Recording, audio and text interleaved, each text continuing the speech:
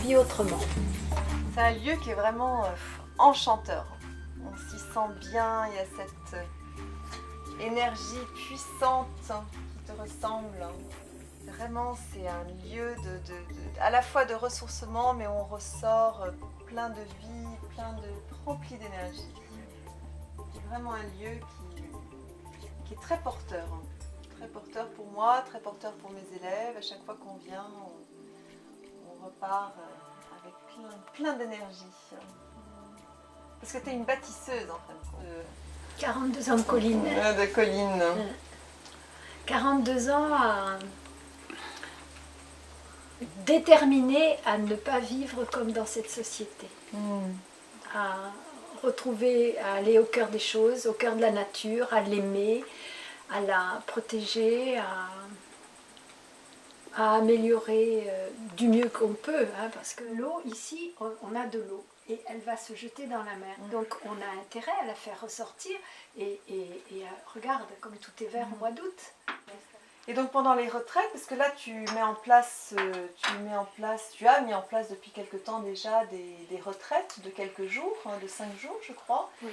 Où les gens viennent ici, viennent rester dans la maison que tu leur proposes et tu les accompagnes pendant cette retraite de 5 jours.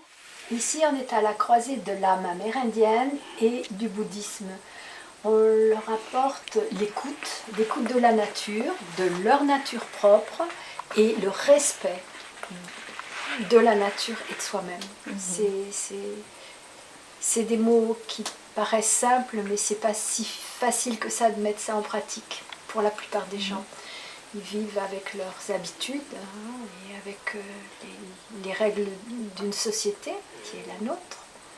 Et c'est pas évident de leur faire sentir. Il faut ces 5 jours, c'est un minimum.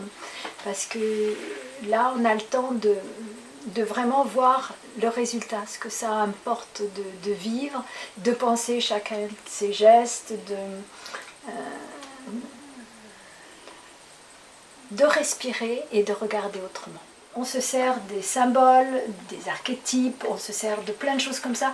Et donc, en fait, avec des choses très simples, un jeu, on peut vraiment aller là où on n'irait pas autrement. Grâce à l'art-thérapie, grâce à...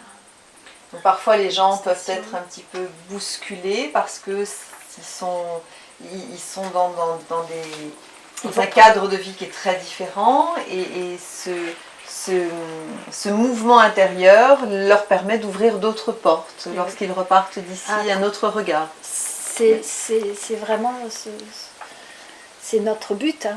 C'est notre but, les remettre en selle, qui touchent réellement leur âme, qui comprennent ce qu'ils ont envie de réaliser dans leur vie, ce qui va leur permettre d'être vraiment heureux. C'est vraiment un retour à l'essentiel en fin de compte. C'est ça. Voilà, un retour à leur essentiel. C'est ça, c'est ça. Alors Fabienne, tu es à la planète. Qu'est-ce qui t'a fait venir à la planète la première fois ? Un besoin de me recentrer, j'étais pas bien, j'étais à une période transitoire de ma vie, voilà, et du coup je ne savais pas que faire, et j'ai rencontré Khéna par une personne qui avait fait une retraite avec elle. Il est vrai qu'à cette époque-là, j'hésitais entre une vraie retraite, rando, méditation, des choses comme ça, et quand j'ai rencontré Khéna, je me suis dit c'est ça, une retraite thérapeutique avec un accompagnement, je l'ai senti vraiment, c'est ce qu'il me fallait. Et donc comment ça s'est passé sur place ? Tu es restée combien de jours et qu'est-ce que tu as fait pendant ces quelques jours ici ? Alors je suis restée 5 jours. Alors il faut dire d'abord que la planète, c'est plusieurs choses. Déjà c'est un endroit qui est vraiment, je pense qu'il y aura des photos, mais qui est magnifique. Il y a une vue magnifique, on est en pleine nature. La petite maison que Khéna propose, elle est complètement isolée. Donc on se réveille le matin, on est dans la nature, on passe la journée dans la nature. C'est très très vibratoire, c'est très ressourçant, donc ça c'est vachement important. On a très peu de réseau, donc on est coupé du monde, c'est aussi important. Voilà, et qu'est-ce que j'ai fait ? Le matin, Khéna m'envoyait mon petit déjeuner vers 10h, 10h30. Elle me donnait des travaux à faire, on parlait beaucoup. Et et ensuite, toute la journée, je restais toute seule à faire ce qu'elle me demandait. Donc ça pouvait être de l'art-thérapie, on a fait de la respiration, un peu de méditation. Enfin, elle a beaucoup, beaucoup d'outils à proposer. Je pense qu'elle ne m'a pas tout proposé parce qu'elle ajuste en fonction du besoin de la personne. Et puis, il y avait aussi avec son compagnon Dadou, qui est très important aussi, parce qu'il apporte ces belles énergies au lieu qui m'envoyait promener, si je puis dire, le soir. Donc c'était encore un grand bain de nature dans l'environnement.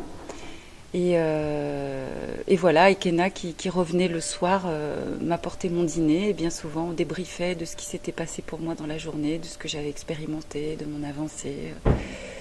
Voilà. Et aujourd'hui, après ces quelques jours passés à la planète, tu es une femme différente ? Ça y a contribué. Bon, moi, je fais pas mal de choses de mon côté aussi, mais vraiment, ça a été un déclencheur, effectivement. Je suis partie de là, j'avais l'impression de m'être rassemblée, de m'être réunifiée. Je me sentais forte, je me sentais...